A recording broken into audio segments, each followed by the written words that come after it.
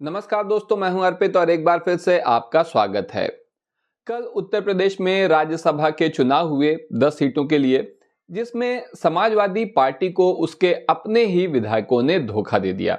लेकिन फिर भी मेरा ऐसा मानना है कि ये समाजवादी पार्टी के राष्ट्रीय अध्यक्ष अखिलेश यादव और उनकी पार्टी के लिए एक बहुत बड़ा मौका है, एक बहुत बड़ा अवसर है, जिससे कि वो अपनों की और आस्तीन के सांपों की पहचान कर सके। वैसे तो सबको पता है कि धोखा देने वाले लोग कौन है, लेकिन फिर भी मैं ज्यादा स्पष्टता के लिए एक बार नाम बता देना चाहता हूं। इसमें पहले हैं मनोज पांडे, जो कि समाजवादी पार्टी के सचेतक थे। उसके अलावा राकेश प्रताप सिंह, अभय सिंह, राकेश पांडे, विनोद चतुर्वेदी, ये 5 विधायक हैं। और चायल से पूजा पाल, आशुतोष मौर्य गैर हाजिर रहे थे। और देखिए, पूजा पाल ने जो है एनडीए को वोट दिया है, आशुतोष मौर्य गैर हाजिर हैं। और गायत्री प्रजापति की पत्नी महाराजी प्रजापति ये भी अनुपस्थित रहीं, गैर हाजिर रहीं। तो इनमें से कोई तो अपने मुकदमे बचा रहा है, किसी को सुरक्षा चाहिए, कोई अपनी बेनामी संपत्तियों को यहां पर बचा रहा है। इन्हीं सब कामों में सारे लोग यहां लगे हैं। अखिलेश यादव ने लेकिन इस बारे में खुद कहा है, ट्वीट करके अपने ट्विटर हैंडल पर, कि हमारी राज्यसभा की तीसरी सीट सच्चे साथियों की पहचान करने की परीक्षा थी, और ये जानने के लिए कि कौन कौन दिल से पीडीए के साथ और कौन कौन अंतरात्मा से दलित और अल्पसंख्यकों के खिलाफ है।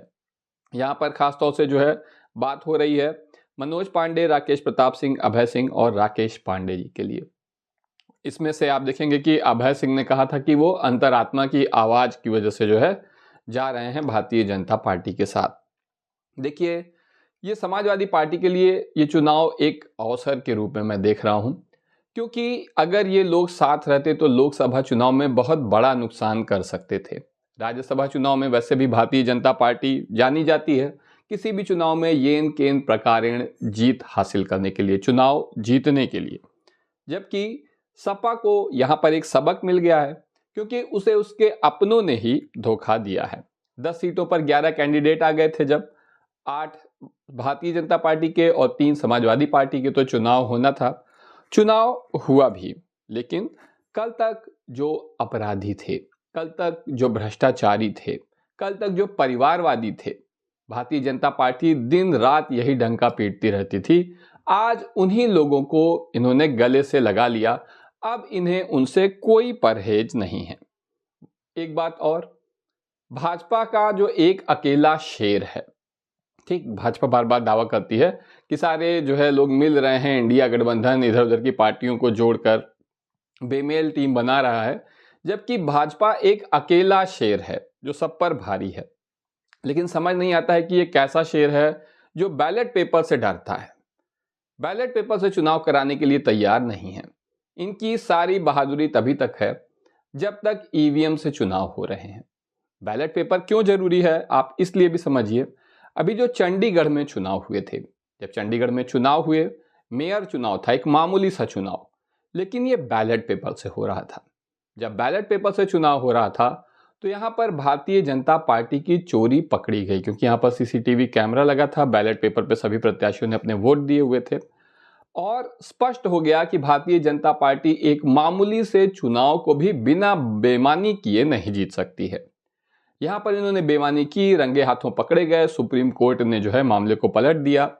तब जाकर जो गोदी मीडिया था, भाई सीसीटीवी फुटेज तो पहले से ही आ गई थी, स्पष्ट दिखाई दे रहा था कि बेईमानी हो रही है, लेकिन गोदी मीडिया इस बारे में सांस तक लेने को तैयार नहीं था। और जब सुप्रीम कोर्ट ने यहां कह दिया कि ये चुनाव को निरस्त कर दिया, हारे हुए प्रत्याशी आम आदमी पार्टी के, जिन्हें जबरदस्ती साजिश करके हरा दिया गया था, उन्हें जीता घोषित कर दिया गया और चुनाव अधिकारी के ऊपर जो है जांच बिठा दी गई। तब गोदी मीडिया ने कहा कि लोकतंत्र की जीत हो गई, बचा लिया बचा लिया। जबकि ये पहले से देख रहे थे कि बेईमानी हुई है, लेकिन ये मीडिया इतना बिका हुआ है कि इन लोगों ने एक शब्द इस बारे में नहीं बोला। यही है भारतीय जनता पार्टी का चंडीगढ़ मॉडल।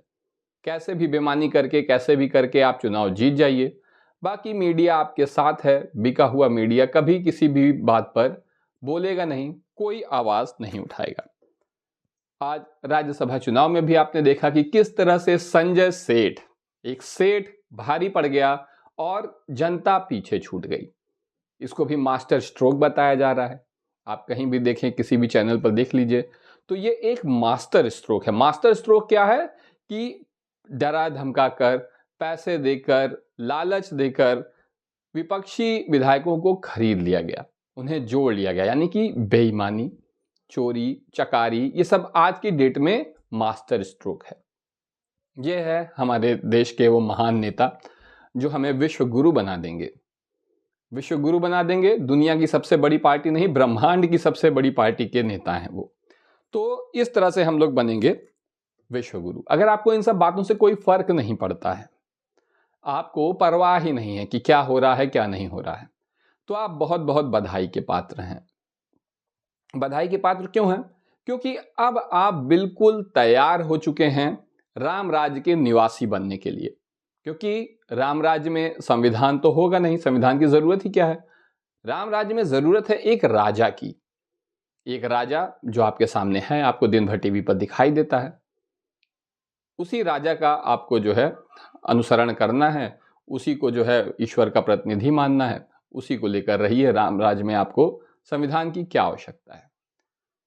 अगर आप देखें यहां पर, तो अब एक बात, एक बहुत बड़ा सबक है ये समाजवादी पार्टी के लिए। सबक क्या है कि उन्हें अपने पीडीए के नारे से जुड़कर रहना होगा। पल्लवी पटेल जैसे नेता जिन्होंने अपनी नाराजगी स्पष्ट रूप से दिखा दी, उसमें कोई संकोच नहीं किया कि समाजवादी पार्टी पीडीए के नारे से दूर जा रही है, लेकिन उन्होंने वोट समाजवादी पार्टी के लिए दिया। अब आप खुद ही सोचकर बताइए कि कौन ठीक है? पल्लवी पटेल जो अपनी नाराजगी जाहिर कर देती हैं लेकिन धोखा नहीं देती, या फिर मनोज पांडे? मनोज पांडे जब 3 बार से विधायक हैं, जब समाजवादी पार्टी की सरकार थी तो वो उसमें मंत्री भी थे, और जब सरकार नहीं रही तब भी उन्हें मुख्य सचेतक का पद दिया गया। इतना बड़ा पद, सरकार ना होने के बावजूद। जिसकी सरकार नहीं होती उसके पास बहुत ज़्यादा कुछ लोगों को देने के लिए नहीं होता है, लेकिन ऐसे में भी मनोज पांडे को मुख्य सचेतक का पद दिया गया। लेकिन धोखेबाज निकले, धोखा दे दिया। तो फिर कौन ठीक है? पल्लवी पटेल ठीक हैं, या फिर स्वामी प्रसाद मौर्य ठीक हैं, या फिर आप पसंद करेंगे मनोज पांडे को? इस मामले में समाजवादी पार्टी के मुखिया को, समाजवादी पार्टी के नेतृत्व को और उनके सलाहकारों को आत्म मंथन करने की जरूरत है कि वो किस तरीके से आरएसएस की विचारधारा रखने वाले उन लोगों से अपनी पार्टी को आजाद कराएं जो उनकी पार्टी में ही मौजूद हैं। ये लड़ाई सिर्फ बाहर की लड़ाई नहीं है। आपको सिर्फ भाजपा को नहीं हराना, आरएसएस को नहीं हराना, बल्कि आपके भीतर, आपकी पार्टी में, आपके बीच, आपके कमरे में, आपके घर परिवार में जो लोग हैं जिनकी विचारधारा आरएसएस वाली है, उनसे खुद को कैसे आजाद कराना है, उनसे कैसे पार्टी को मुक्त कराना है, इस बात का रास्ता निकालना बहुत जरूरी है। क्योंकि जब तक आप ऐसा नहीं कर पाएंगे तब तक इसी तरह से बहुत से राज्यसभा के चुनाव होते रहेंगे और आप इसी तरीके से धोखे खाते रहेंगे। तो उम्मीद है कि मैं अपनी बात आप लोग तक अच्छे से पहुंचाने में सफल रहा हूं। बहुत से लोग मुझसे कहते हैं कि आप सर कुछ लिखते तो हैं नहीं, तो पेन लेके क्यों बैठे रहते हैं? ऐसे बहुत से पर्सनल सवाल भी मुझसे पूछे जाते हैं। देखिए, मैं एक अध्यापक हूं, तो मैं पढ़ाता हूं। जब पढ़ाता हूं तो हाथ में मार्कर होता है, तो वो मेरी आदत पड़ गई है कि जब हाथ में मार्कर होता है तो मैं अच्छे से बोल सकता हूँ, ज़्यादा कंफर्टेबल महसूस करता हूँ, तो इसीलिए मैं पेन लिए रहता हूँ। इससे लिखना कुछ नहीं है, लेकिन when I have this pain in my hand I feel comfortable. ठीक, तो आज के लिए बस इतना ही। धन्यवाद।